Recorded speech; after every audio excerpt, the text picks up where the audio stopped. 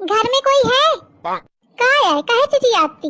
देखिए मैं बिजली घर से हूँ, तो मैं अपने घर से हूँ।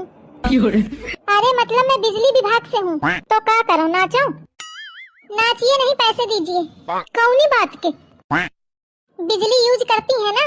अरे यूज कहाँ, छुआ थी तो करंट मार दे थी।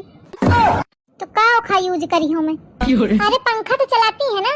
अरे डुगडुगा तनी के चलत न रहा तो खितवा में फेंक आई हूँ।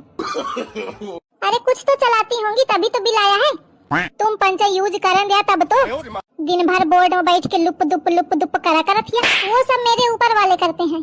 कहाँ देखो? अरे मतलब मेरे सीनियर जो हैं वो करते हैं। हाँ तो इनका भेजे सु, ये सब मुझे नहीं पता, चुपचाप बिल दीजिए। चुप्पा चाहिए नहीं, जाऊं थपड़ा दे की धरती पकड़ ले। हाँ ना गई का नीची बातन की है ही नहीं, अब आवे कहूँ।